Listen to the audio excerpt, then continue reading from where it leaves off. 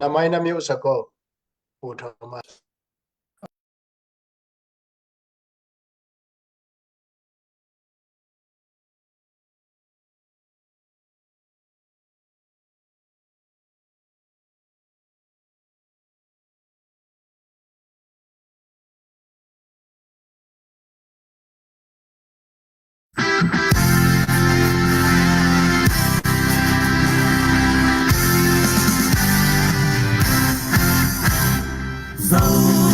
dâu găm tuan pu pa te kwam bang lua na gam dâu găm tu le zua te mim bang pian na gam dâu găm ya le tang lai som te na lua ding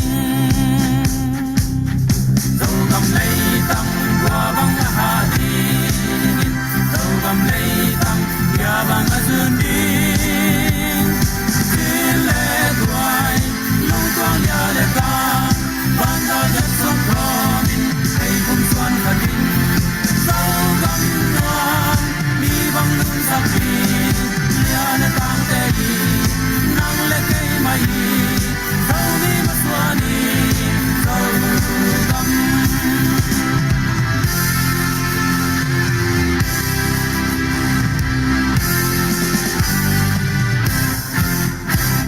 an bangin na tuan pu pa te gua bang ahin na tu mana pa tu le zua ten pai bang apom sa wa noi na pa ya le tang ten tem bang apwa ding so gam lei tang gua bang la ha ding so gam lei tang ya bang la zun ding con ya le ta ban da jet son promin hey kum son khatin sau gam na ni bang lu sakhi ya le tang te nang le kai mai sau ni ma swani sau gam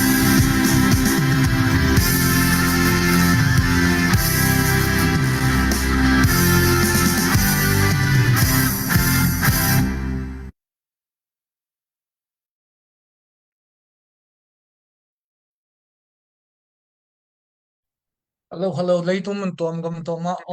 ilengai zomi pi te tuni November ha som le sagi ni USA Central Time ita nei sagi le lang hunina we love zomi USA media panina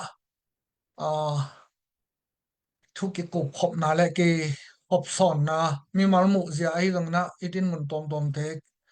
athakena hi media panina jangki thedina to pan hun man phang pi mina lungdam hang ke kamin Thomas thangthan tong hina we love zomi USA media lam mai pi tonga thuman thu takte po khe ding chi mo po kani lai tak hina tunita kena athakena thulu thum to ikum nom hangena amasana USA gam tulai takena athang wang kitel na sunga mailama ei zomi te na bang hangena hi bangena kumbi kitel na sunga ide akibat lo hangena bang chibangena ong piang the ding hiam korgam to bang chi ki zom the ding hiam chi te zong to khit tak changena korgam ho hun luan zia pathoi nei ngai ye chi ni china hi chi bangena na te ong mok pial no ekimi pam iveng ipam te to dung zuina hi gamle gam vai khon te akil khel zia le to khit chana tulai tana ton lang din mun chi te thulu thum to ki kum ni na adia ken tunita ken pen ei minam wale i por sung khat le khat ei sung thu te ong tom pian in khat ve media panina hi apolam USA gam kumpi kitel na vai to bang chi ban mi pi phatom de mi pin bang chi lamet bang lama sum the bang lama me the chi te ei zong na kor gam vai te to te tunita kana focus ding i tak chena phatlen in phatom na ni khale athei sa yom na athei nai lo phatia in phatom na nga do khale chi we love the USA media pana lungul na hi tak changena apat pan atop dong nge sakol la to khicha tam thei thin na share sakun bang hang yam chile thu pen I thei te bek again here I thei tan again here aman adik ikan hit ja again hi ma bangna to chena again te dong adik lo om le zong comment pen hitale personal panina ka messenger pani dong phone pani dong ongen ki ko la mai lama ei dong mi sunga pol pi sung thoi dong ai kele hi we love dong mi pan again hiat ku te party vai do tom tom again te ki kum no mang na gen to chi hi chi kho om le zong debate wal walai ke dona ho dong kum khop thei na pen hi we love dong mi panina ongol kham ma ba den hi chi to ang pulang ma ming to na we love dong mi pe thi sa ma pa na we love dong mi USA chi na ong ki phon khe na abai sa kum li lai pa ka ke pan e ka mi lei abit na ding mi te khut noi yom lo na ding I kep ching thei na ding le hak san na tok te hu thei na ding chi ba na abai ma te ina aki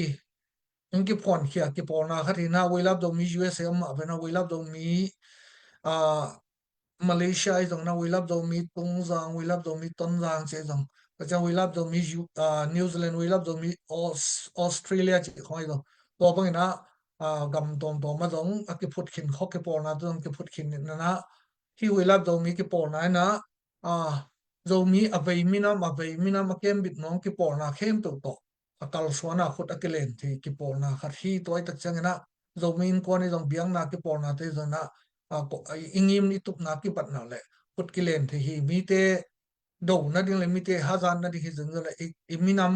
I identity kep to na di I gamile I home bit to na ding ina mi te khut noi le mi te sim mo yom lo na ding na chi nim na bul pi hi to dong zui na fan dong ki zong ina kum chimina member dong za le som ni khatina dollar som khat to kilutina minam te ivei igam ile iminam ivei tak chang na I pau alai le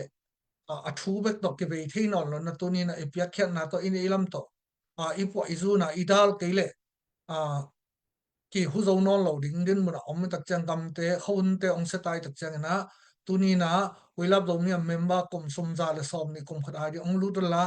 to khi tak chang na igama eile eina jing ba I hom thi ya eile ki hu thi ne eile I pau I ham ki bang teng mai na I khopi te I hu to na ding na tuni na do gam ke bit na ding le do gam khan to na ding na hi we love do mi pen tu lai tak na online fundraising about zomi development fund committee te to dong ama ki pangkhom na we love do mi min ma in dong ki por na pa na aki pasat na ding dollar tur som ni ki pe khia na to dong zui na ama tunga jong tambi tan mi malin nong ki helkhin ina mailama jong leitung bu pa om it lengai zomi pi te na hi zogam ke bi the ni ding igam akhan to thi na ding ina nak pi ten ki sakhina mi te khut na ong khinai tak chan mailama ilaki do na ring le ipo izun ki do na ding na ZDF tung ton hi dong ina direct azop ki dom ne thelo ten nong ya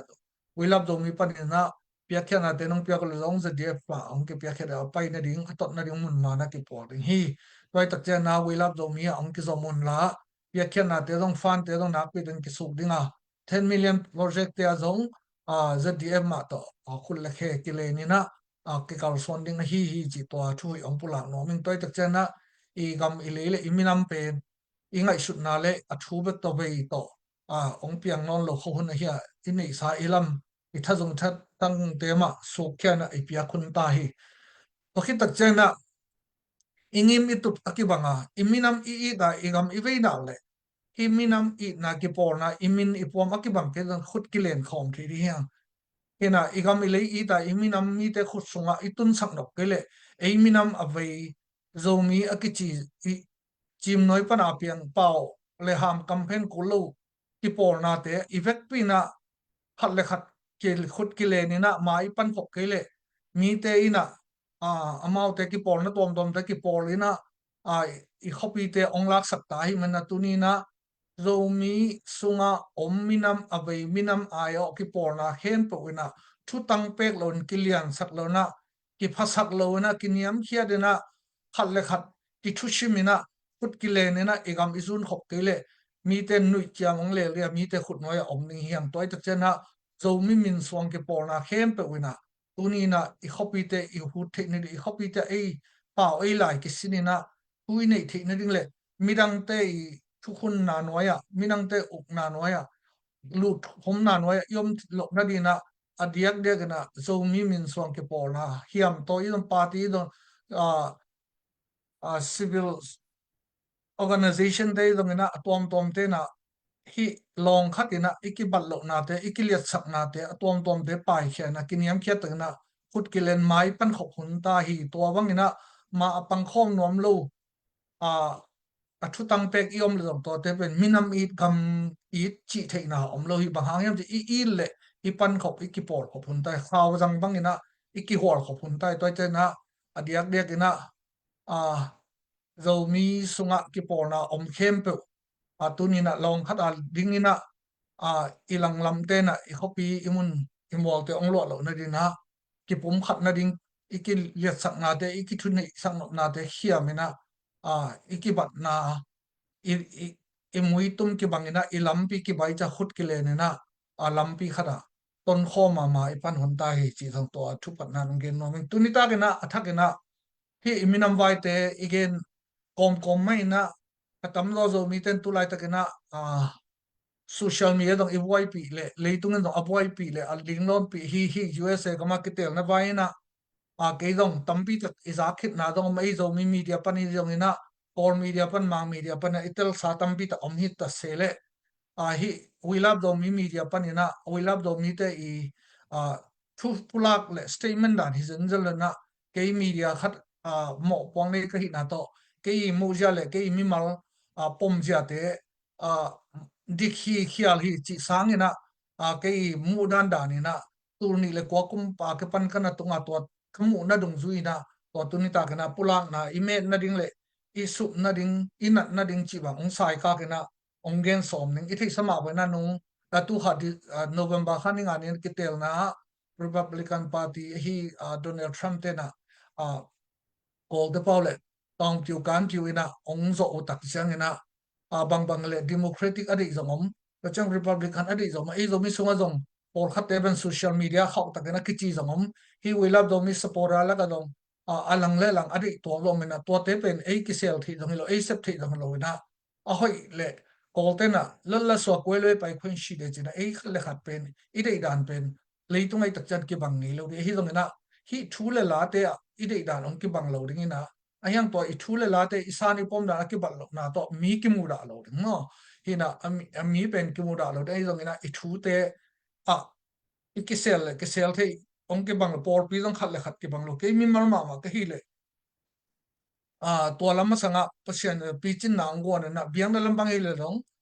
Catholic RC por pi tin mun thu khun pom da no le akilam zia tingu ka phak tan tanina ka kana to za khatina 70 ta dong nak kanina area dong kanina EBC zawi ai dong to chena lai pian ai dong to ban kana kan kom tak tak chena a thupi na teng pe atom tak na thupi na pi ching thei ma mai na piang na lamba to hang mai na ke mi malena por pi ko ma de don kaneu lai na pol tom to kana ke sel hang na tulam chang ina mi tambi tak to na sem khom thei ding le thupi na teng abula bala ta kan na kan tak chena biang na lambang ke buai lo ina ko mi khem bu RC mi sa piang na jong wa ki khom phil 7 day te biak piang na jong ki khom the UPC la ka jong om the AG la ka jong om the chi bang na I thu te lim takina bul balin ki kaleng nuam ma mi kim to por pi ikibal lo na te ki the na hyang to ikibat na te om the ba mai ji te to kami ma ng pula nom to za khatina o kai ki bang lo na te jang o kai la ka jong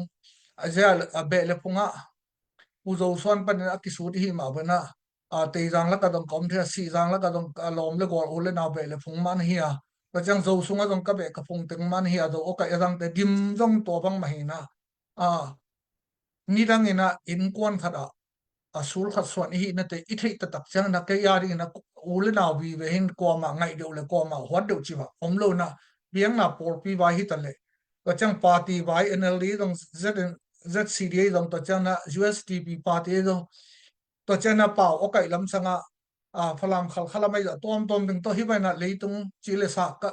zia le tong teng abula wal na kanin itel si sa tak chena ko ma to boy na ding hok ke hwan na ding om lo da to ban ong hi toy tak chen tu ni da na hi party vai le kumpi vai te again tak chang in long de dan to ke bat ke le I thu pen aki bang lo ya hyam ami ina te pe aki hoding le aki do ding le aki el ding te I ke hi chi tuang pulang no masa ing ina turni le kwa Obama and tam khat Democratic ten anna le sungin ke dong bang le gambel bi hi na to kizui na hi Democratic ten pen a political pen le a principle te le a policy te pen gambel ta ong hoi zo hi chi to zong pil sa te sama mai na kana pak ta hi to ma bang na amai tam ni chang sung pen alap 2008 Obama ka hi 2009 tung kai tak chang na atam ni phial an lap to na ai dong ina a policy te le a principle te hoi na pi in hi sumbor sumzong na lam sanga a hoi ma pen amao again bangina ong pai le len lo tak chan immigration lam hi gambel te ong it ong ve na te thupi ma na pi nei dong na sumbor sumzong na te phat tom ngai na sen te hi ding za sa na kis awar zo ina hi Obama huna ke panina hi USA kama company tam zo sen kama man tom no khata hi ni tha tom no to wachialina wakito ina amet ding sumle pai met ding chi lam to tenga ong hi tak chang na asawai lo na tam zo nong thei khini na hi USA kama Obama ong sep sungina sum ngui chi phong po mu inflation le ka chang hi unemployment rate pen ka chi tak ong kai na ke mi mar ma zo unemployment tuang ngei to khi tak chang na bek tham lo na in bill lo will piang na ding ongom lo na sep jong leng dong ai sang ina to ran ina illegal te tam lo chi bang ina haksan na tampi tak ongom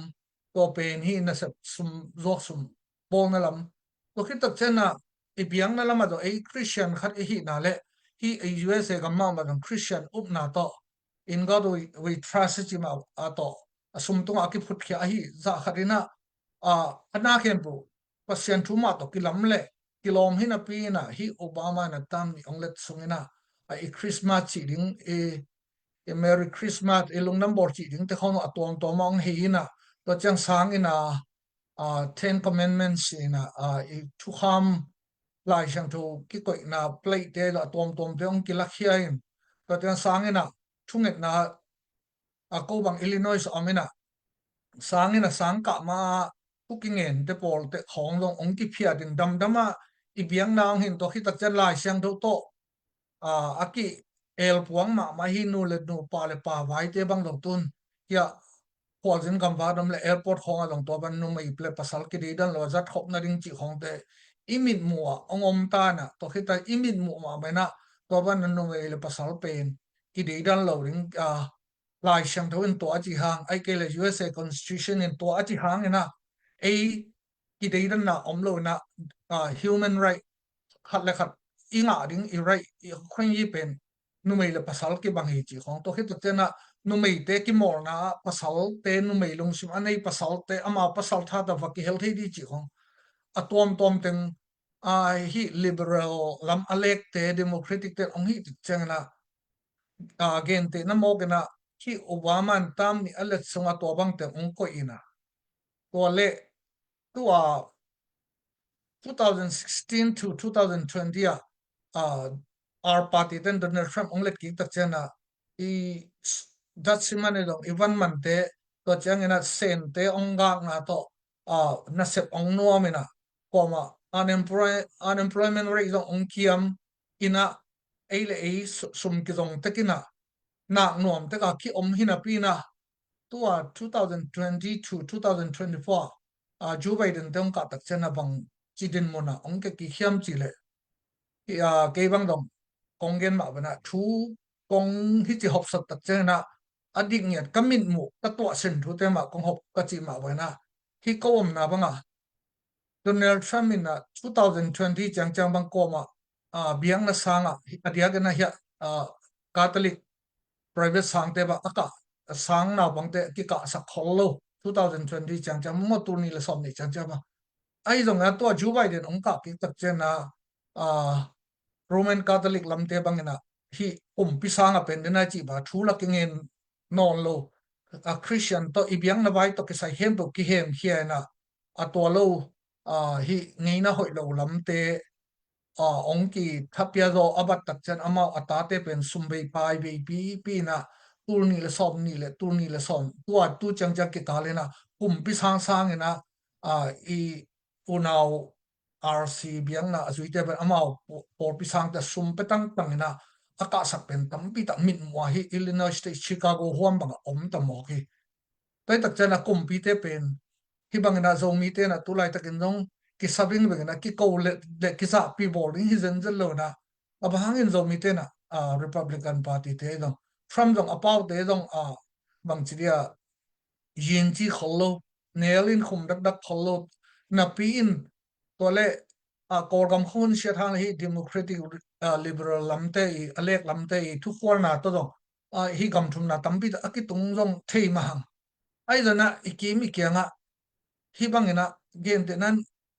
asawoi lo na itate to ra na nu le tu pa le pa lung sim ong nei din to te a phal ding din muna ke bang om ding le ngai sun zo nai lo ina to bek tham lo na hi bangena immigration lam hi chi et ki khile hang ama a hi democratic lam te na hi Mexico le anwai lama Venezuela chi khong hi South America lama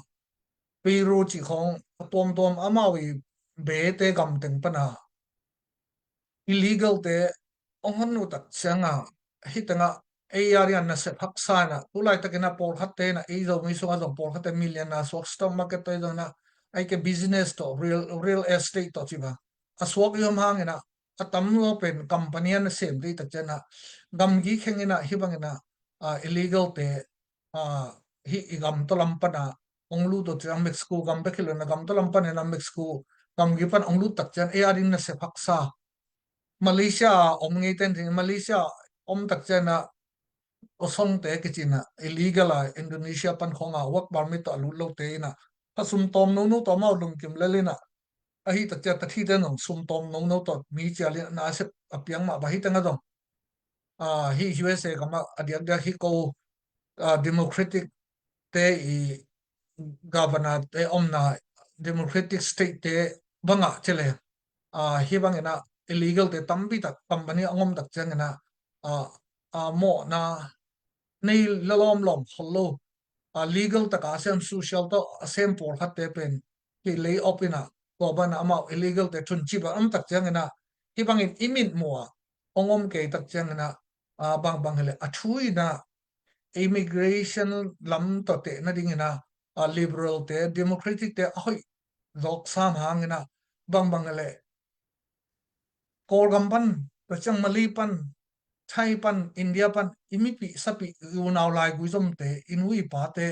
gam thumna ong tun ding te ma ina to bang principal le policy ane kumpi te aka ring pen de ma hang ai zong ina hitenga ita te nangon kumpi sanga lungmon na om non lo phial khada piang na thu teng khe tu ki hem khena leitung nu le nu pa le pa ki de dan na om lo pasia ne na ong bola ke pa nu me le pasal ki lamdan takena ong bol lim le ba atom te ka ong bol hi na pi na hi bang ina a liberal cha ina tu lai pa le ki de dan na om lo ding lai sang thun to chi hang ai ke le American Constitution in to chi hang na ei tu hun chat ki to chi the hi chi lam to mel bol lama ongom tak chana to te ki pataw na to le sumle pai dong van man te ai dong ta chang gas man te tom te le unemployment rate te ong changina ta chana ngui chi phong poi mo ong khan tak changina le biang na thu hi bangina tom te yet ka tak chana ukum ki te na hi our party te pen ke mi marma man dong ni dang na democratic a full support hina pina ito kha som le nga tang tu kana phut to na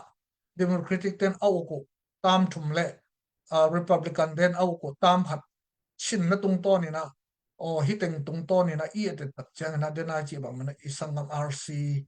or pi te na ngoni na kum pi sanga ta te ko ngam non sum le pai hak sa pi ti kana por pi sang te private sa a ko nau pe hi bang hang hi chi teng imu tak chang na o to hang na zo mi te na hi Republican Party pen ba bangale tha ape zo hi number khat na biang na vai to number ni na sum non pai zon na bang chiria na nuang ki sa zo to chang na I social living style social ilumu yinun ta na te dong hi Republican te ong makai dan pe lai siam thu to la ki to ke na bang bang le sum le pai dong zon na nuam zo hi tak cha na ai sum hi company chang asem lai te arina lem zo chi na to to ba atam non to de khai ke tam chi khat tu ni ta ke na ken a democratic ta dong selwa hi chi hi ton ke ai do na gam ni na pan na ong pai ding te adia ge na hi what tur 2020 pana 2024 ke kala zong hi democratic te hut songa zong kor gam pan hi mali pan le india pan nong tampi ta ong pai zo zo hi che lo kia gam gi pan mix kulam pan tampi ta a million sagi tang pai to hi chana immigrant ala ko resettlement apiak teo zong atam lo hi Middle East lampan khong na tam zo na ai mali le Thai khong pana India khong pana te dong to da pia alomatanga ong lu chi zong om khol lo na kor gam boy hu ha ben bel NGZ to ki wi tui zero por khat te na sum pia na hon khat zali zanga tang Thai pan ina hotel pan ong lu por khat bel om chi lo sia to ba na anak agang lo jong to lo na atam do Middle East pan tam zo lu thi chi to pen izak satek to ong to ni na to ong gen be no mun to hina ai zo mi te hi le hi bang ina ai khel the do hinol lon tun Republican Party te na ong gor zo hi phot ai chana ai lam pan ira bang hi thi ding om hiam chi le ingai sun na Mali pan angak te dong India ti New Delhi pan angak te Nepal pan hi dong ina Thai pan prachang kor gom pan in kon samning te hi le ai lam pan i han cham ti thu pen tu lai ta na phang thap mi pil mi siam mi te na hi Trump administration group te ama executive board te to lobby lama han chamina ei zo mi min to dong neu khani chin group chi to dong neu khani na akor gam bup ina atulai takena hi Trump administration te pen bang chi bang na lobby lampanina chin kat ding hiam mai the ding hiam chi te zong leng hang pen hi Republican te le Donald Trump a policy immigration te de lo illegal te puak ding a chi tang pen ei Asia gam khong te ong chi hi zen zel ama de lo pen hi South America countries teng tolam pana teng aguk lut teng illegal teng ade lo hi na khang lui te pa na ga zong ne ngawin thok lo chi ma bena to te ha nga ei adang teng na ngon abe sa Trump hun sum banga 25,000 chi mo to kum khata ala de akhyap a percent tambi ta akhyap ma bangena aman bel to achi za ma ala hi na to te pe a hang na hi USA gam tolama legal te gam gi kan ta na ong te agon no mana en awa thok lo hi na to te om lo na ding ina ei te na tu na nai ngan ji alung lu na ma ten hi Trump administration te NGO te ai dong ai ke le agent khat pe chin ka tina mai tina bang bang hele lobby ha tina hi South America gama gamtia alut tele ei ikibat lo dan kol gam pana gaw tai te ikibat lo dan pen lobby pana nak pi tikna puak the ding me se puak the ding to pen han cham ho hi china tunina ei zo mi te so zo NZC ei dong NZCC ei dong na tom pani na ei zai USA zo na tom pani na han cham na ake sap le dong kol te to ke por home ding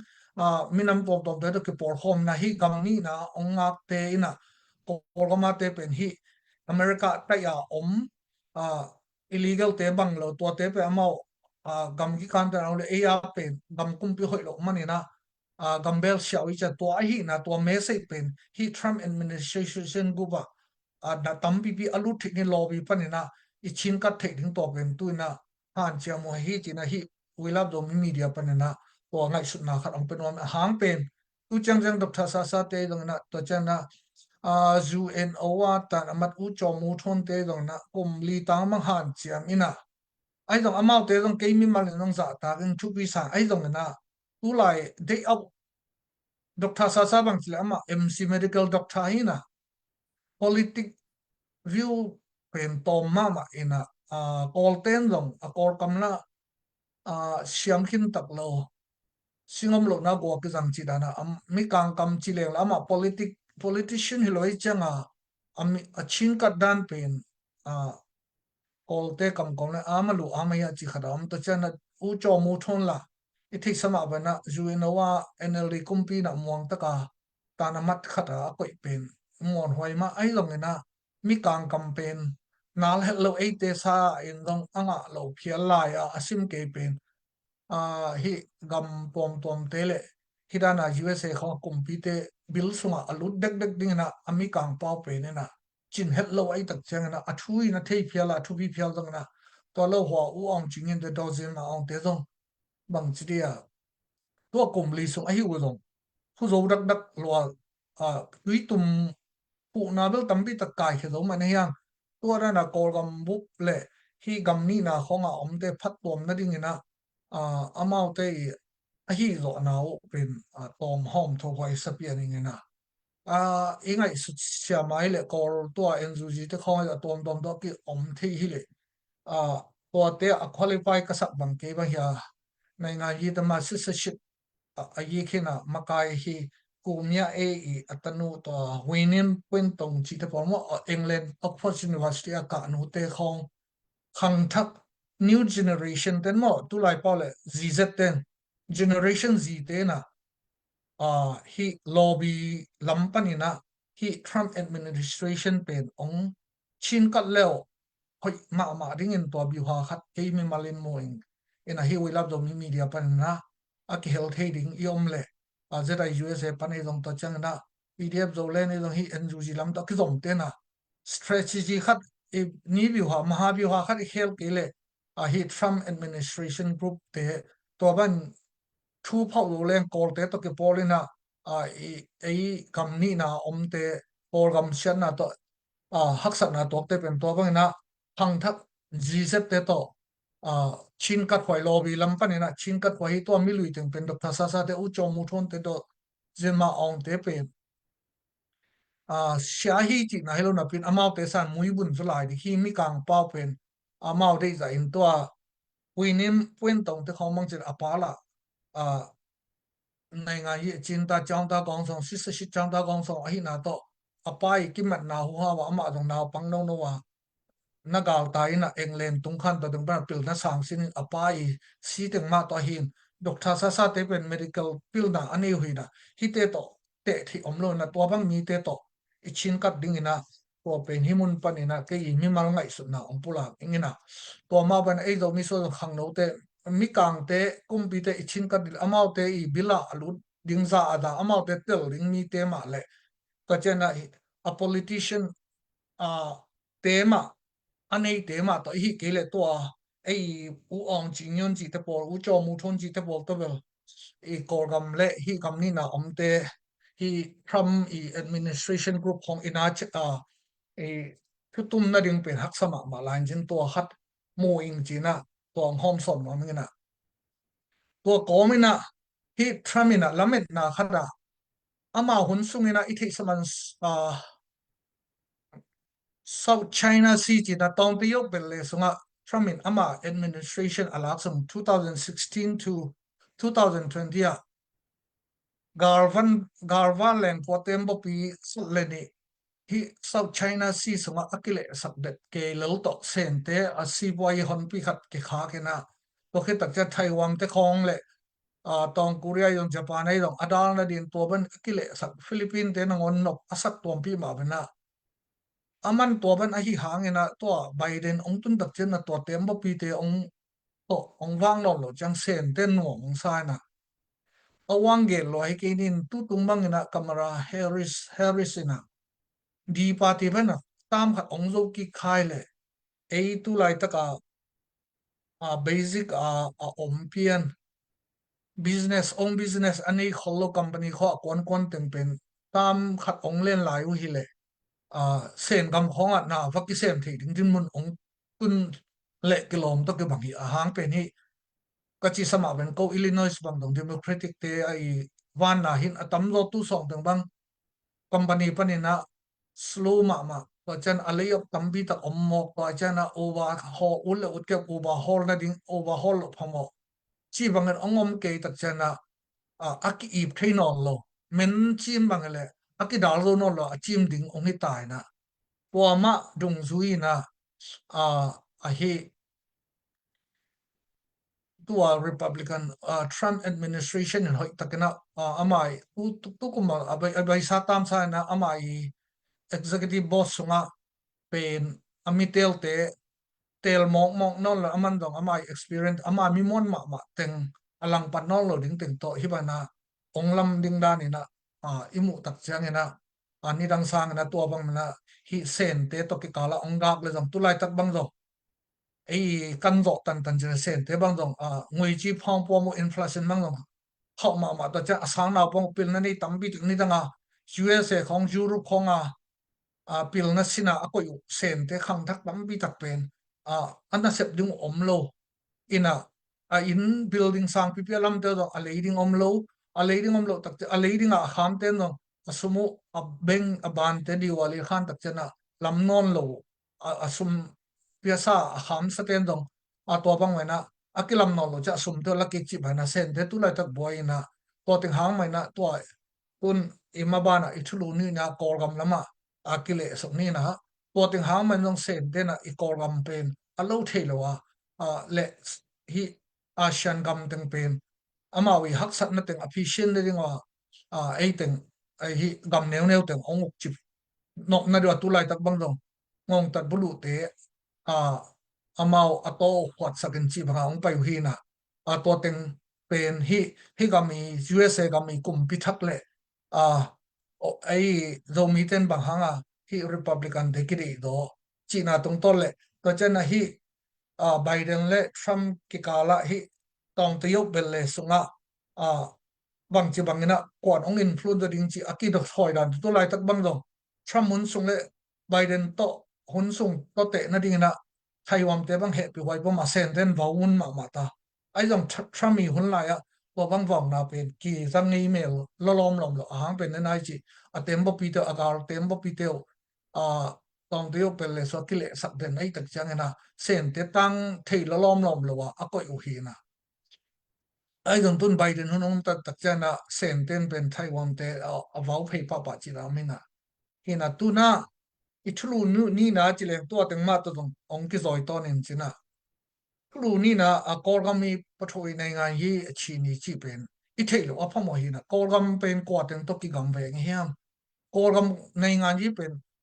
alen ta tak pen ikimi ki nga teng hin gen de na hi USA bang na korgama investment tamvel lo na om sun sun to sanction na lucky kuna zuwa kuna chi bang om na to teng i tak chena korgam hun ki khel na athu pi ma gam lian pen sen gam le India gam na om na to chang na to lo Asian gama ki por te pen hi che le hang Indonesia te pen tulai takina Asian gama amao dong gal kap ki na pana democracy dam ina tu kor gama 2008 constitution aki bor bang pen Indonesia ta a copy pian hina I thei sama bana ukuni to gal ka ngong ta ten athak sabu to pa te polina to pa te dong to ja dang te na hi Indonesia te I democracy aku pyang na gal kap na pan dam ina gal kap te hem khia na mi pi kumpi a hi dano atu khu pen khal le tu lai takena alo ching pen khat dong Indonesia te bang sok bil in Malaysia te dong tu lai tak ai kor gam mi pi aring dong hoi to le Indonesia te bang ong din pi pen in to lo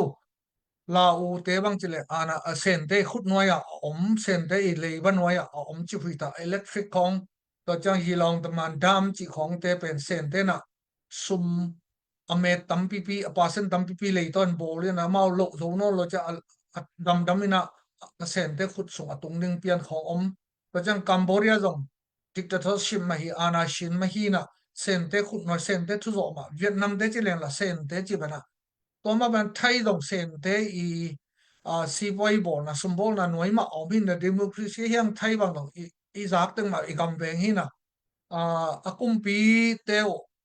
amao ashi bayin te bada abayin assessed te ben simmo thailo ding kaya kan wisikan mano kan chi phial ni na alai to dong compound to dong amao te so ka thailo ding simmo thaina te yo thailo ding chi khong hi na thai dong a democracy abat hang ni dang ina British te dong atom tom hi USA khong to anak ki Porsche man aki una ta taka amao do ana shin ma to anak aki nai zo hin atam zo kolgam iveng le iki por pi to asian ichi dak dak teng songa zo atam zo pe ana shin dan bi ve tak chang atulai takena hi nui u to lang hi ite isa ina ong lo chin zo zo lo na zong tua ichi pathoi nei nga yi achi ni I background el le ham sen te la communist mo kena un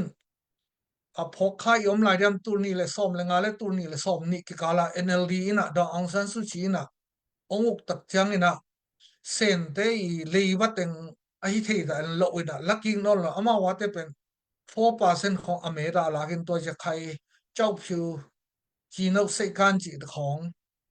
แต่ตอนแรกตบว่าดันงวยอโปนาว่าเละโปรเจกต์ตัวแต่เป็นเส้นเด็กยังเป็น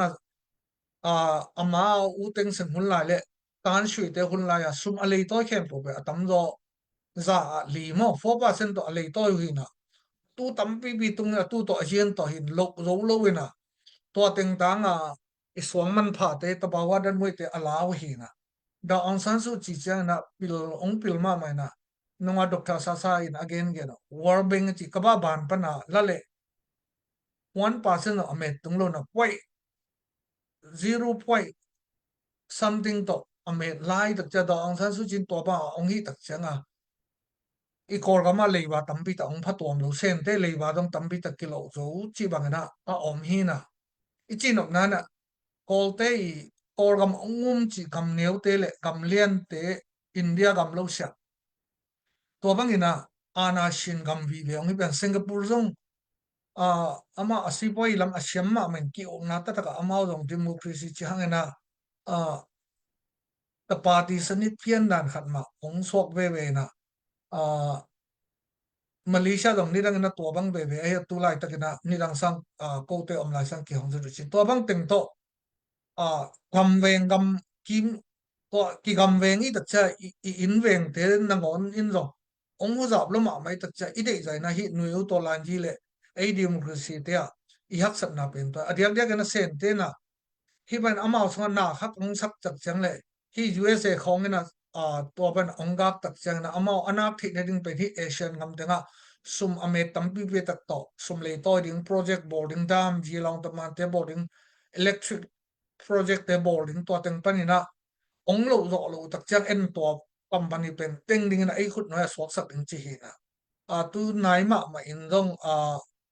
เอกาลกับงงตัดปลุกปะยูนันปีนี้ไปหลายตะกันเซนเตอีในสากลกำสุงอามา investment a company เข้มเปล่าชิงนิ่งนะ security company จิม security agent จิม security group หัดเซนเตนะอามาวี company เต็ง security อะไรดีนะก็อีดิ่งฮิมอกันนะตัวเตนะอามาเตยเล่นเน็ตอภิส่งตะกอลกับมามุนองละแล้วอาจารย์ได้ย้อนเรานะบ่อยนะคัดไปปลุกแล้วแหละไอ้สลงเงี้ยเราจะไอ้แค่ทางนั้นตาบังคัดกูเล่นกับไม่ยงชิเลยมีตัวดิ่งจะลำเปียไม่ยหุ่นบังคัดบางเราคัดให้เลยหังตัวเส้น security การกับเตะของคัดฮีไอตัวหลังฮีตัดฮีตรงนั้นตัวจังมีน้ำการกับเตะคัดแบบวัสุขาฮีจันนั่นแหละตัวเป้าเรามาตัวรัสเซียเดนยูเครนของอวตารเจ้านะเซนเดนองค์ตึงฮิเลจังไอกิตังเทดิ่งฮิตัวนั้นตัวคิดจะนะกอลกาลกำงงตัดเตะมามันตัวอจีนั่นดิ่งอุเทลอจีหมอล้อตัวตัดเชียงเซนเตเป็นอามายลว่าอภิยังเทนอลเลยตัวกิกาละซีบอยตรงในงานยี่ตรงฮิดนะปะทุยในงานยี่จีมาไปนะอินิตุมนั่นละก็ไอโซมีเตไปเลยที่ชินสเตนิตุมนั่นก็มาอินเดียตรงอัตตะกันนะตัวมูริองก็หลายจังนะอามาตรงมูริเป็นพิลินเตนะเฮียอามาตรงดิโมคราติก en a chi nei ngan aki chi hang na tulai tak BJP party apai dan no hi dictatorship pian ma anarchin pian nan ma ong sok ve na Hindu hi kol ga ma ba tai chi ma te to ki bang pe na Hindu sung ya Hindu ba ta chi su yi party dan khat ong sok ke na ko teng hang ma do ama ong gol lo se lai dong ama le na sen la mai sen to la ni dang khong gam ge ki do do pen ko te ong khia me na ki do no lo na ayang sen te adem no na tu gal kap kum pi ngong tak te bang tua a yi ngau tem bo khong a lui khong va pe mong mo ken to tua ko la mong boi tak chang na gar van khong zuak phei jiao na to chang kalaran si man ken sen te adem na ya to lama lam bi khat ong hong jiao na to chang hi India Prime Minister Modi pen to be khilo Russia te to la va mai kilem lel USA kum pi to la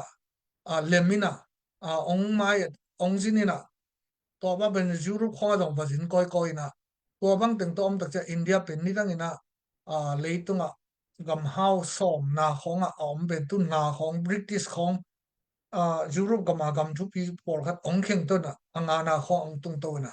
chinom na India na ngon ding bu si kam ichi hang na amao pen ana shin nan khat ong so na amao hi in Hindu chi su yi wara ong yen na dinga muri na to bang ina kor gal kap kum pi te bang hi za ta tel khat sen te tong ki tel khel sum bang pe India ten gal van tam pi tak na zuak jiaw na to bang a thau bui thau tam tam pi a zuak na teng to India na ngon pen e adi na democracy khamya kol gam democracy a lo chin na ding na phat tom na ong penol lo hi na toy tak chen na tu lai takina nung tur 2023 ma tur ni le som ni le thum izak satek amin thangwa ma ta sen na se khon si sen ye chi october kha som ni le sigi pata myo pai ma ha mei te e to TNLA to MNDA to sian gam sak lam pana ong ki panona ong hi upe ong lo ching ma man to lai takana hi gal kam ngong tat bulu te na ngoni na sen te mu da na ringa to ni da ma ba ta te ra na sang ko nga sen te tan zum khong na ngona san da lung pho na ane sa ko pen tha chia le na nga thong sai chi ta da na a chen khai lam te tha chia le na san da apya sak liam pe a sen te na hi bang na hi gal kam ngong tat te na Russia kom pom zel India pom zel hi tak cha sen te na tua minam gal ka phiam toy a hat te tua bar ong hi tak chang na mandali ong tung dak takin me miu mu go khong ong teng mu tak chianga abang bang hele hi te nong hi sok le china to lai takin be e di sakhile tua enzuzia ulian avai hom pengina hi USA khong le Europe khonga ong boi lo to sang to hun lai tak bangina sen gam judan khonga nidanga amin nei sa bama pi communist party lai na bu cho chozo te atanu Dr. La chozo chi te por om na to te bang dia kolgam democracy hi thi na dina hi kolgam media pi VOA khong ai long na RFA khong na pu adot le sen gam to ke sai na anak aku ma o mi pil bi siam te ai tak chana to te bang to enzuji ma kai te bang ki tho din ra la shu khonga hi miao pai ni nong te bang to ong tho ding na enzuji zumba mu go mo ai ke le la shu mo hong ba ong phut ding in to bang ina nam san mo chi kho ong phut ding ina sen kumpi ong mai at zo he la hi le chi nom na na kolgam ki khel na na hi USA khong na kolgam investment anei lo phialo chi thena ai long kolgam ki khel na ring ina aboi mappe ke na sen tele India te khong na investment nak pi tak ambi tak a dollar million shima ani oi tak chena dena i chi pathui nai ngan ji thu pi hi chi pen kolgam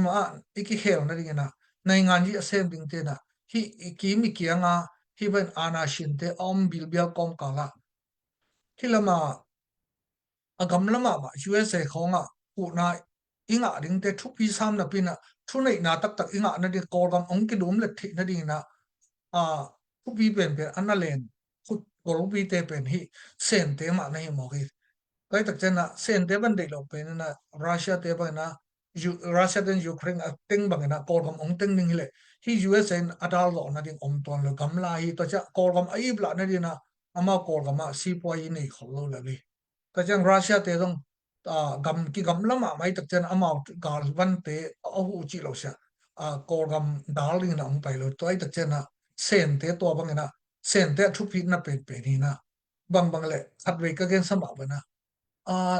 da pa ina ni alang na din ada pa khwang to tha chialina taw alam lam kong kala leikha na be khalawai tak chang na leikhan ataw lamu azung na petin ni ni alam lo mau na to taw it pokina alo chil lo ma bana tuni na ei koram ki khel na rile adiak de na tunin iki hop sat no pen sen te thu pi ma mai na enzu ji bang en long sen gam junan pine sweli chi khong manga tua bangena dr cho zo te khong to zom ti hoina a en zu zum anaya gamgi kinai khada chuni thi na ring gen te na sola khin kolen khoi zom gen te na ton lang khoi zom chi bang tom ake sola khin te control thi ne akinai hi pe na om thi ne dina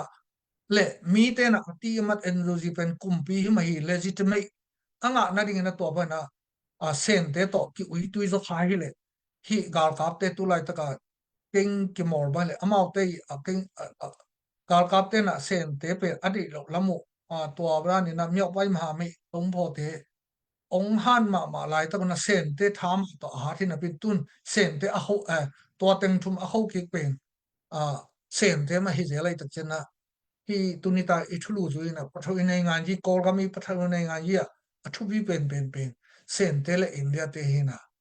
ko la ka mor mi thau toy la ka tu lai ta ko pil le te pen le ba jang pen hiam chi le je khai ga ma mi ne som wal bang su lau khin ta na su lau khin sa te ei lambang la mau sum le pa hi ta le avek pia au chou yi yan re ya te aki ging sa stand by ya ko oi tak cha amau te to da pia hak sat na to kholo ina tun je khai te bai le amao company to sen den ta bawa ran ngoi te la ta chang chau phi ji no se kan ji khong zong om to komina amao te i haksa amao te alem na khara a hi le sha khai te i pha lo le stay dang te le mor mi thau do rang te a pha lo na khatina amao pen sen ten khak nom le khak the galwan pelo the kor kum pin long an tang tui bu khak the ai zong na dena ichi India kumpi te to amao hi nitum na lama nakizom thi na kalatan mizo company na kalatan gun kan tan ina mizo company thau hui thau tang le an tang tui bu le na la the to hang na nungena mizo kumpi pa ong pai na indiana police akam bai khang na mi pi to akizop na dot na do na te hi te pen do ding hi ke na thahan ma moi tak cha amao te to alliance bola ki pola na isep ding hi chi again eng ma bana india kumpi khut noya om mizorama kumpi no khatin to ban again na pen pahang yam chi le sen te na khak le je khai pen ong chi mo lo ding ke a ye te dong mmda dong tnla dong haksa sa khari tu dong sen te na god ma mo ai dona hi je khai te pen to ban na nga ni chi amao to bang na apatha wi yala india to ke ne sat ta chena akithoi na la ke ye te lai da pana ong ki sat so hi na to na maha mai ong bol bo ko cha amao pen tu lai ta ke na ama waring na je khai nai ngan no ngon ong chi ngam na pen to hi na ni dang ina mun khara media khara kan ga ke na je khai to chin state to ka chin to gam thak phut ding chi khong bel ki ai dom to bel again then apiang thi ding again ai tak chan ken bel piang thi kan ta chi ke ning ai dom na wa sa na je khai te amao le amawa ei khong to ke pola gam thak sa da sum thak bol ding ki ung thak bol ya constitution bol ding ka chin to rakhai to or kam zanga gam da khat phut ding chi bel pasian in sem nom le sem de ai don tua sang na hi ka ja khai te bang na amao ja khai nei ngan no ni dang ani ngiu aput thi ne ding ma amao ring na tua ban amakai te ina akimor da no le tena kong chi pathui nei ngan ji za siam ma mo hi ja khai te ete tang ma mai enjuji te bang ni dang pakina hi usa gam lama hu nangen ding le hi USA computer akidil ling hon khat omma bang na wa mu hilo swili khonga to bang ina omu hile hi sen kum pi pen kol gal kap kumpi te tor khat tel khial na gal kap te nang tel ngong tak te nang tel khial ina sen te mu da na ding mandali te le sang kong mang le ape ma san da pia zo chen na pi in to te khong a khwen kong la lo ina a a om mani na amawi dei sateng adar sak the dina hayu salalai tak cha hi ko man to sunga na lut man loi tak cha na hi to ngong tak uk na bulu te to hi bangena ato ong khot ki na pen to hang hi ina athuina kaching up na na thui nei nga ni na thu pi ma me ikim kyanga ko te ilom ding ko te igal ding chi te ke sab le igal te ngon lom por bol ding ina ei up na atun na ding na bu chong san azat ma na to pen thu pi ma me to chena pathui nei nga ni chi kinu se thei lo hi ikim na asian gam atam do sen te i oza noya amawi influence na noya omkin hi ina india na ngon dong ana shin ma hina hindu te bekin no ma sa na muslim tele infala amy biakin ki halte to khit tak chang na in ki halte pen india na ngon dong democracy pha khen akichili hangena to bangena dictatorship muta hindu muta wari te i sonyak te i makai na ma hi ve na amau to bang mana lai san na gol bangin chima wa ak bangin pil wa khu bangin pil na gol bangin chia to mi gi na gol bangin pil chi ba za khadena india kum pi pa mu ri bang to ra na ki mol hi na to teng again tak chang na pra oi nei nga yi chi ni thu pi hi usa kam lama to bangina hi usa administration te hi ding le zo generation z te a pe na hi to kum som nga bal khin u ham khin te hi sa atang jang zo te pe or ga mari tale ta chang zo mi te ari tale khat pe po to ba na isat khun ta hi china tuni ta na wilap zo mi panina ani thuni na to hom son no ming to teng tel le ha ei do mi so ma lama generation z ten dong idin muna ipan mun la na ding te a pau siam ki sap namun ta pau siam ta chang nei nga ni tun dok tha sa pen medical hin medical lam siam ding hi ei dong politic pen thei kel lo hi athugen teng dong ata al thu pia ke ban atang tung khat jong om lo aba han ja man ama politician ni lo piang thei lo ding thu te hon khat gen khamo gen to sang na dena ka chi bang na hi kumia atanu poinen point tong chi ta por Dr. Sasamuna omle puzo zo ma ding hi mo ya England te British Parliament khong jong thu again khin khat na hi na again za telu ama I pian pi nge apa I si san pan lo hi politic pen aman so pi tak chena kor ama hi tale e zo mi su tale he bangena generation z te ama din muna ikoi khading pen to na tu pi ma hi top na ri na thu thum na ton lang din mun china ton lang din mun again tak chena sensitive lo nong nangai sun ke la thu a hi adik man genin ko ma sian na le ko ma gina lo na te gen ke ni na ton lang pen tulai ta kana chilen council te khut noya om so hi ina to chilen council to ki pol hiam toy som le gyat pen ei minam gal ka set ale eastern communina mi thala ki kimlo sum thala ki kimlo gal van thala ki kimlo mana ki on hi na ai dong na to on ni chi tak chen na to zet ale te na ssc din pi le de hi chi le ki zop na mi ki pol hi chi nam pen tu chang ka gen del ma bana om lo hi om hi cha zet ale le ssc ki pol a chi teng pen zo bek ma hi na satan to ki pol hi le zo to te a hi na di na chilen council amakai hi si ne te na kol te paule mai ta ina eile eyo kido na ding le igam I hopi te amau chilen council no atun the ni ade mano kol ngia nong zanguna to teng to ssc le zera le te ki porchin ei do mi te la ni da ka thugen do na yulon lo a de chi ma bana ei te pen mi khem sa omin ei unaw khat kam phen akulo eile ei khat ki geleng ki lo na zo hi china eile ei cha ki phasak ma men mi chang ala no sama mai na tu lai ta kana iu naw sung boy na dong hi cnf ten akipara ke panina e yong ki tan man kon yan to zera le tel ssc te ki pol mok chi na ni ran amau nca o ong min te hun lai na akipol ngi let mak ngin chai nca lu dina tambi tak dola kho anek hinu hi na akipol lo lam thei na pin tu ni dong Chinland media Chinland jane khonga selected ni te khong pasien thu tak tuyam ni pi ni siala pasien kan boy pa kan pasien bal chi sam to kun na piuna zuo phok le loi hi na phwang ngamu nei ngan ji ta mau chang bel ai to amau zo phok bel amau thok ding na pin ai lo amau thok mai na ei unau ting na ton wang khopi khonga Chinland council te kol te pau banga be pyo ra ma yung ne tui pyo ra yung ma kim le pa ma thu te kal la na hi si san ke bat pi te min chi zon na pi na e a pen i unaw lai gu zum te pen ki mel mai na ka le cha ke nen kim ngwang lo na ki lon hia te nga kol kam to i ho pi ding te khong ina zat a le le ssc ki poli cha ko ta nga bang ting thu to ki pol the ding yam chi slai then ni te kon the ma Dr. Sui khal te kon the Dr. Lian Mung sa kon ten the ma ma ding na pi na ong khem te te en pen to pen up bai sa do mo ke ban media pan ki pol loi kong chi hang na min up hak sa ai dong na tu na hi ton nang pen mo mung thang son mung ke dong ka sang ka pi hi ama mi malin it tan ge da sang ka pi bolung siam ama siam nai le bolung siam na tui lu than mo nga bet siam chi da ni na ko ki mu da na om lo ama dong min ma ki mol siam hin ai dong ama dong abang chi teng hem the lo to bel ama thuin ken ama sian na gen lo ding ki i thilel ko ma mi dang sadang ki om lo kho howeng helai ina aman a hi a Chilean council te to ong hi lo tak cha tun ton lang pen Chilean council noi omina e pen mu mung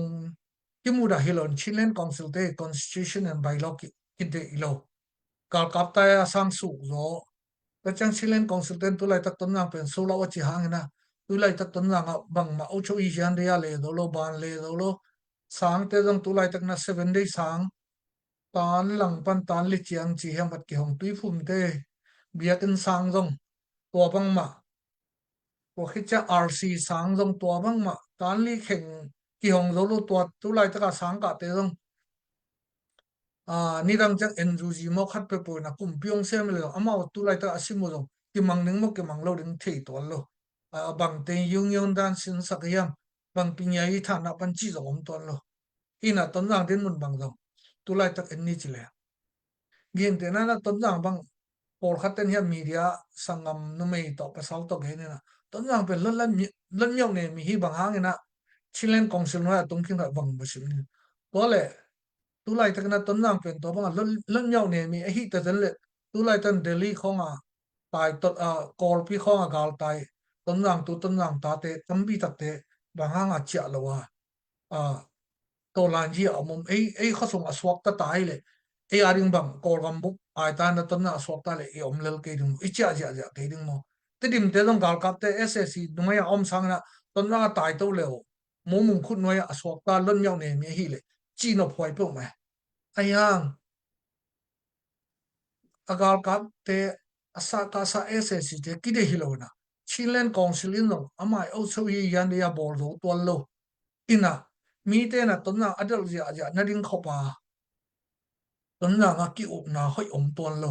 bang ang yam chi le Chilean constitution ya hoi lo bang a hoi lo yam chi le tu na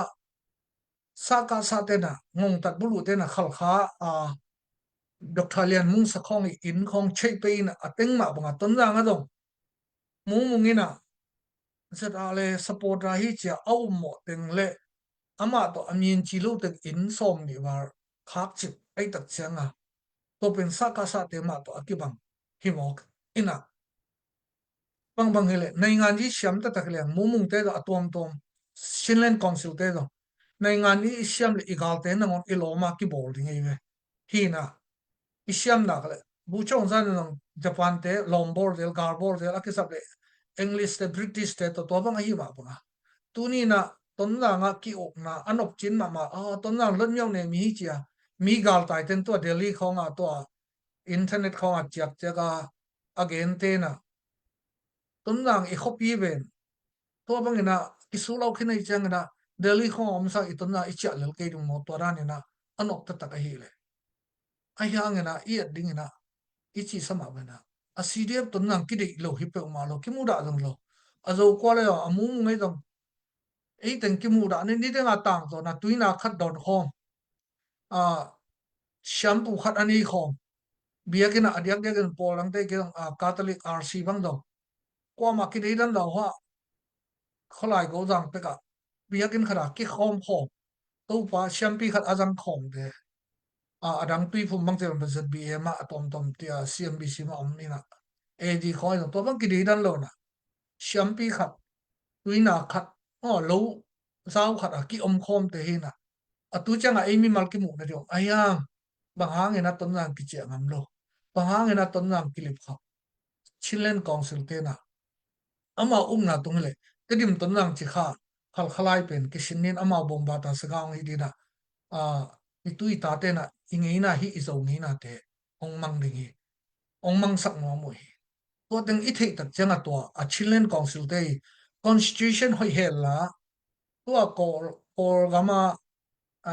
ngong tat gal kap te at 2008 constitution samang hoi zo hen la a ton na ngai dong te di mai dong ki dei dan na te ongom lo ding ina a gen te na na chilen council constitution songa minister department pom pom te ba ikihel dan te mia ta ta om hile te dim ton na yong chi khai do tom tom te ong hel hile wala mi no hoi saring e tuna ama lam be sine bin to da china hi saka sa te i constitution te ong copy phei mang go poi tak cha to sa ong su ko lai tak changa to ki de lo hi ami na e te be khat pum khat i kam pa ki bang ki mu da na ding om lo ina ki hon na ding om to lo zeta le dong to bang ma zeta le makai ai dong atom to ibe i phung kal le hang akibang vi ve hilali pai tak changa na igen dok pe na ton lang din mu na isu lau ma hi lungdam ho hi ai dong na chilen council te constitution pen ki welcome lo hi tu ni na ton lang pen por khat ta ding na nuam isak ma hang na atam lo i cha ngam lo na le kumpi na sep to ki lam khopi a hi na dong ruina tu na kumpi zum te kumpi sang te kumpi za to te ran zo non lo le pa zo lo hi mana ton lang pen khopi zong chi the om non lo hi tu ni na khopi a i au chou yi i yan ya te le ki o na makai sham i de le ti danga e ong gar bol te non i lo ma hi na dinga izol kul tai me kai te aton na bek lo ya zo mi ki por na tom tom te na mo ai aga ta te ya te na de ki hi sak na te khia mi na ki por na khap to khut ki len de ding e ong lang pan te pen i lom sok sak ding gen te nan tu na usa bang republican den zo ina democratic tel le ayang kum ong thak le congress te senate te ama atam zo chukim na to ong kal son yun ong kim khom le na ong sem khom ding le ei dong to chi din ki gar bol le na wa tanga ei amin chi lo teng in ikot kha sa che pe ya iteng le to pen ei pen ya ta ana teng sa ka sa i chi ya nin a khe kham jui te ana shin long te ma mo fet shit hit la te ran ma so ei pen mi ki isa din ong ki ta te zo ki mai ngap sak ding hina ni dang na ikor campaign uni wen huna ki panina ana shin to ki up to so mong te tan shui ten hi tak chang na to bang in ki om ka chang ke mi mal na kum bia sang sia khong sem le sang sia a se ma tam zo na ke ne lai khong no ki sa de na ding tu khong ke bor sen dan ki pia na kol te paw le chau te ya to ki ok mo pil na shin na to bang to ki hi na to ipil ding da ki kham to lo na to sang ina sang se apsit tin dan chi khong sang se sin na te ka hiu tak cha to ba naw pang te ilaw sak sang na naw pang te cho din ki i sak din ki mai ngap sak din na ki mol na kha to la i dong amao lop na ring khat i hi hit tak chang amao te ide lai hil le to te amao mat nok sa na lo o chini mo ki mol pi chi khoi do to ba na amao te to bang la ki hi na tu ni na en democracy chi chi na chilen council ta pen democracy sanus san tha te to kitwak lo na thresit san sanin ana shin sanina mi te ok chip na ring a hi na to ki na tu lai tak ton nang din mun na zo ke dim sang na bang ting ta zo yam lon yaw ne me chang chile ne na tui phum sang tui phum te na biakin sang talang pan tali 7 day talang pan tali le arsa talang pan tali chi kyu ka pen hi pen lon yaw ne mi le to khi tak chan ton lang a ki sulau chilen council te na asulau tek chena lawa atai gal tai teng 100% achia ngama nuam takena lungmong tak omle to chilen council te constitution amawi administration pen alo ching suak ding hi china to pen tunina i na tak to hilai tak ong vai khaw nong ton langa kwama simle do wai do tom tom ki di dan lo kun gal mi kwama kumpina seng te ong teng na hotwar sok tang to biang na dena ka chi ma na adiak de kina catholic por bi bang biak in khara ki khom champi zang khom tui naw dong akine khom wa zo pi lampan in mun lo gam te sing hau te lo dau te to bang na kwama ki di dan na om lo na mal ko lai dong zo ko lai dong thang kai ko lai dong to bang na akihina ami mala ki budala yang tunina pahangin ton lang ki zon ki ngam lo pahangin ton lang ton lang pen lam nhau ne mi hang na ei copy na ki cham te lo hiam chile chilen council te na a constitution la hoi zo lo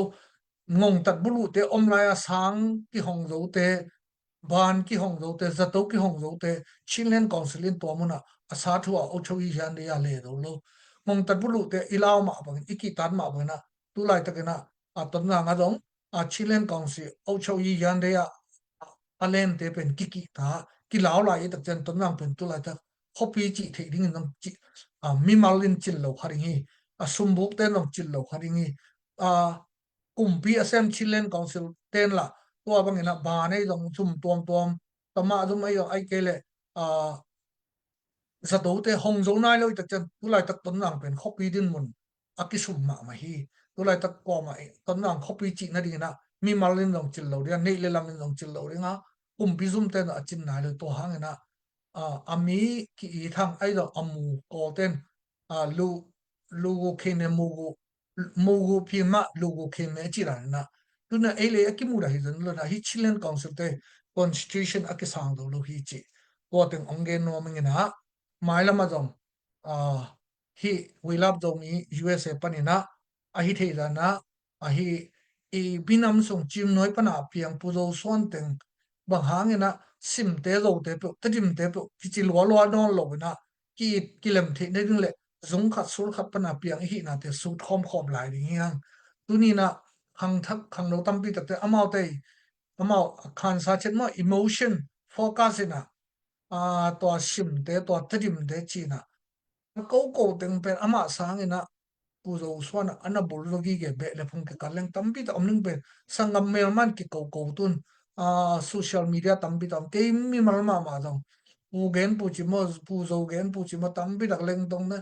tom the na kalim bor han cha mu sa he pi hoi sa pe man ke la or mo lo pha mo sa lo ta in man bi ka ji ka ta na or mo lo ko pe ama a he pi hoi na ma na ma I pi chin no ke por na te mo gen te na zo mi mu men ai hi dong ta chang ZPCC dong zale Eastern Commonwealth dong mi zo mi women power ZDF ai dong PDF zo le ni dong na ZF jo dong ki por na CDF ton nang CDMC ni dong ki por na tek ten lim le bang ani ni na passion thu ta gi cha he ba na book bol na te fake account te pe izat lai sha e pe passion oi kai ki ke lo mo passion ta te lo satan sila te hi ikipol na lim le bang ani thi ni bana pe ka khong to ki do lo ding pe ka khong to lo bi sem lo ding ke bang ki thei lo pi rep zolen makai te to dong ki mi mal ho thei ki mi mal ho ngei dong ki thei ki mi mal thei lo be le phung la hi ki thei lo to chana adang tom zong ki to hi manina igam ile ikep to e ki por na om tang pen ilampi ki bang itup na ki balle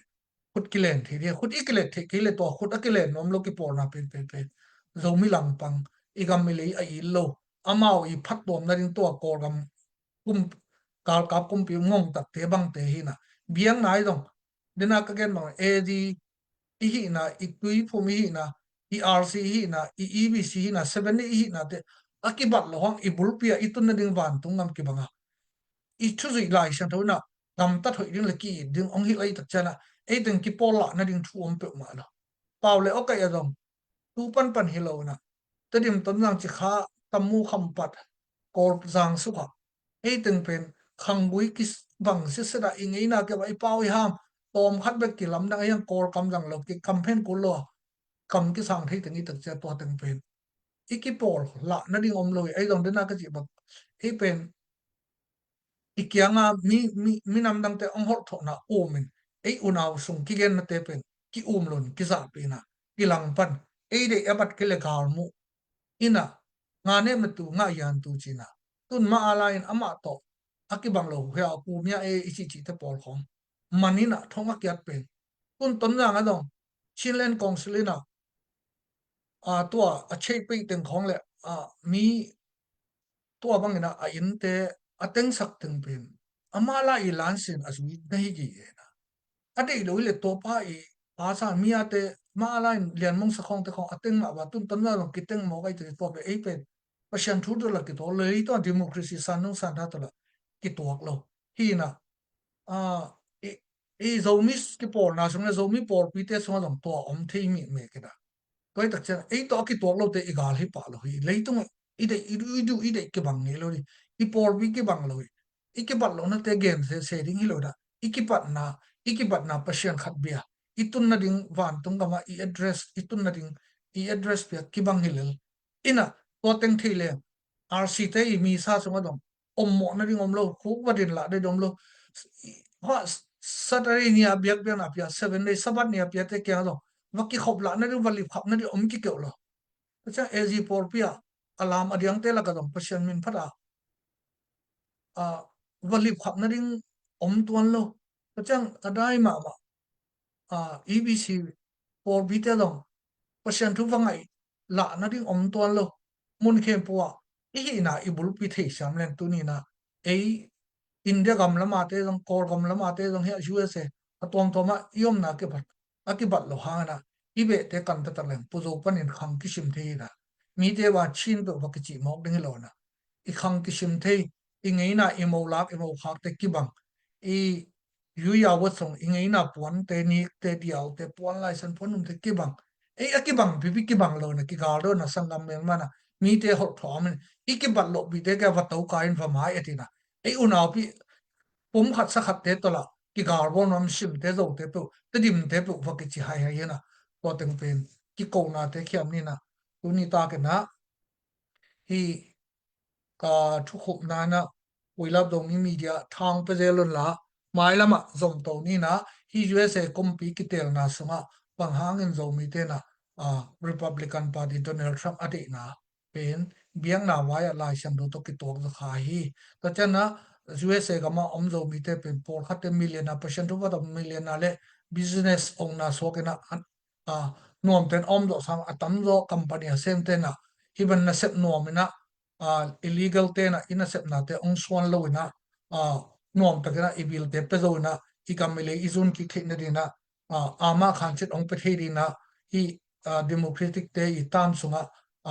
unemployment rate te ka ina inflation te ka de nei tak chana hi Republican te ke mai ngap do ai ki khatam chi ko khi chana e Christian nge na to jong sang te ani danga sang ka ma shalina thu working en te pen democratic te hun ong ki phet kin mo ka to chana thu kham som 10 commandments si te mor song da ne na sang na ki koi te ki hem khetam mo kai tak chana bang bang le itai naw te ei khanga I bang mi iphak ei dong na hi ta naw te na hi gam thum na pil na siam na teng kam ta thoi na te ong la le chi a un ngau te zo mi te hi mani na hi Republican tha pe te na to hong nong ki hel khari hi chi to hi chana leitung lu mo yi social nan ta na do lai sang tho I de hel lo naw phian na te dong to hi chan nu le nu pa le pa ki kho khop sak na te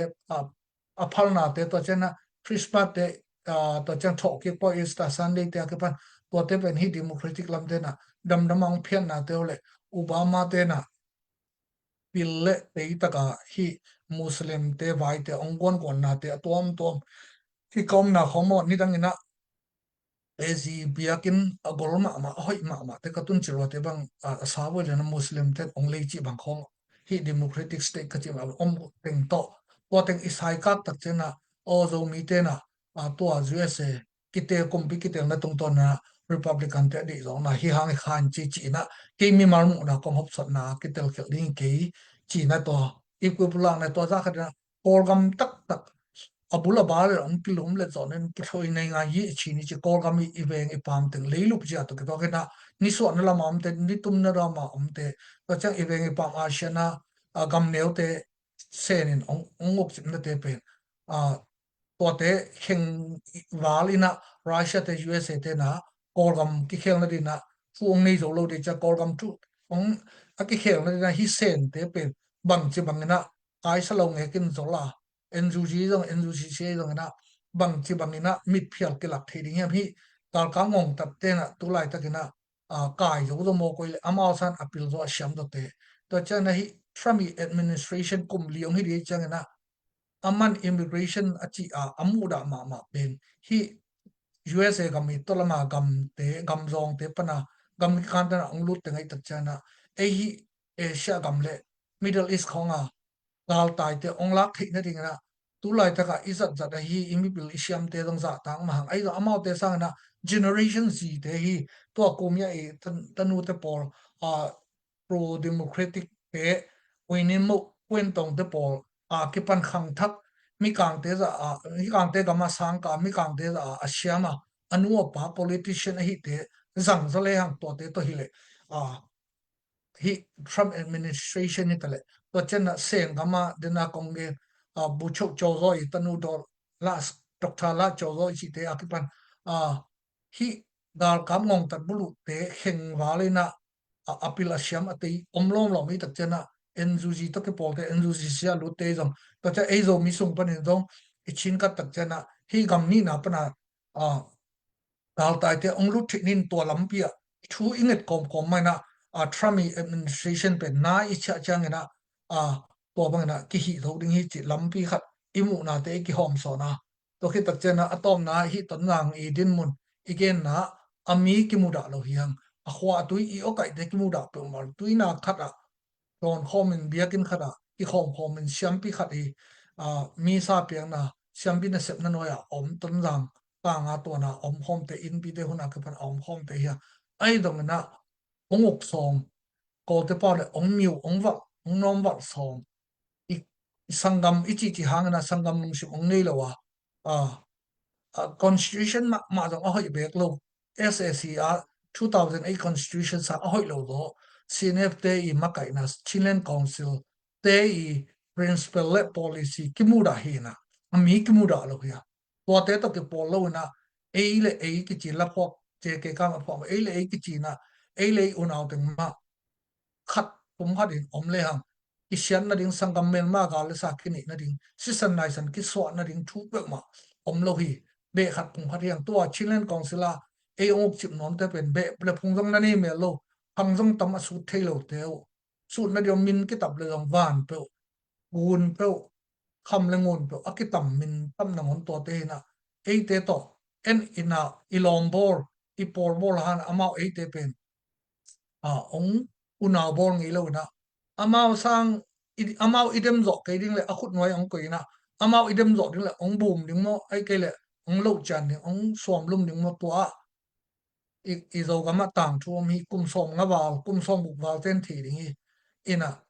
chin pi ne chama yi usi thana chama chin pi ne chama yi usi thana usi mu alian pen te chama yi mu te pen khat ki khat boom to khan tung lo na singe nge pen Dr. Sian Sakam lai ti pa halama pi ching lama ama huna ke panina wa ki boom na si na khan tom na te om lo na min phala mi le khal khale to bang na ama sa apil do kumpi na sente ong ki boom lum nge kem mi gen ka za ka hi lo ken no ka kalap ma sa la hun lai party la Myanmar Socialist Alliance party hun lai na akilap hi akim mok gen lo mi akipum ho hi lo ki por bol hi ki lom bol hi ya ama to lung sim ong nei lo na ama sang I hai do ka ama sang I siam dok ti ya ong sol lo de ama chi iman dinga amen amen ni chi ding te to na ong sem khom de na pan mun neu khat ong padin to chang pari aya ama sang pil do ama sang te do gen te na ton lang ki ok na banga sia kam khen mang NLD MP puang lui te por te inga ma to te bang Chilean Council lu le lom ten dok bor hollo ding te apa sia pau chin thanga ka par amau te tak chang na I thwa pi zo hollo di kol te za Singapore pana me kwang luya ton langa pi ne lot do jong agwar zo hin ana ki ting khile tua bang te khat tua mu mung din mun khoma ba om kha hi le chilen concert a hing tanga koi lo ring hi ka chi nom na na ko mi mu na de dinga tu na we love do mi USA pan media par ongen ka hi ke ya khal kha dong mi to amau te ma to nakki mor khom nging ko khi tak chen amau te ma to dong sagaya kumli kol te pole le ni libun sang na ka khom ngi ko khi tak chen ha ka la me ai ke jang kong om na khat tu puwa ta cham Malaysia refugee vai no CRC te to nakki no ngeu si na luang le ban vai na ngona anakit to ka to kha bo amau kat bor na pi na liam na vai na si na man na hi le ke pelo to chang ina emi te ham phat na ding nga na ding te amau na ki phu mina emi min to hilam na tung na chi bang teng to biang na lam lei tung lam saliat na khat pe bo amau sa atei zalo amau chi chi iman do ding le amau sol ta ding ang ko ina amau sa napil do ngel ding le ong hem kheding mo do than ka ba bor da nang bor ding mo ai ke le ong bum ding mo ai ke le ong lo chan ding chi khat te te to ong hi ding te chi pen ken pasien thu uming pasien ni pasien kaza ta ki kazo ka pho hi lo hi bang ting to hi tak chena ton lang i din mun pen eile ei momung te aki mu da hi lo ami ki mu da lo amu ki sang do lo chinen council the constitution ki sang do lo to chang na mai la ba dong ki pum khat na ri yani tu ni da again na khem to thulu thum to again na te hi chang ni sak ni na adia ke na we love do mi a pol member ong lut nai lo te ong ki zom ong kanun ki zom ni i gam le i zo ni po ding tam bi tom lai adia ge ke na ei unaw sunga okai them chik bek ki lam dang te India la mai dong kol gam la mai dong ki tot ki sel na te le ki tel khel na te to te che iki ko khang na te por pi hi dong na okai sangai dona iminam so to te hiam ni mai lama again ding hi le zo gam zo mi zo de zo ngi na chi de na hi na te su thom khom ding yang chi na to teng to tunita ila amani sak ni ongai sak hem to le ongai sak la lai ding hem to ong share sak teng nak pe tan lungdam mai lam dong thui thu pha to ki muki ni vet na lungdam chi to teng to khom na mo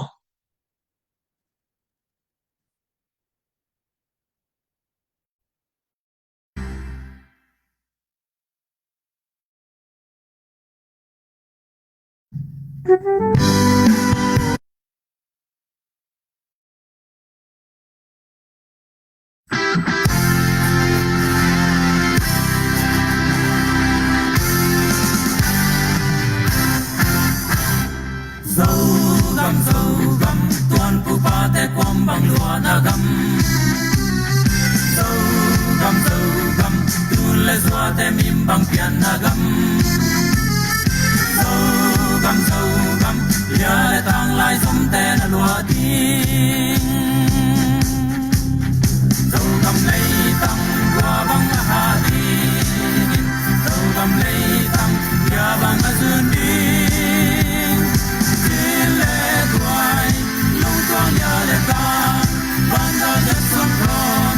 Hãy subscribe cho kênh Ghiền Mì Gõ để không bỏ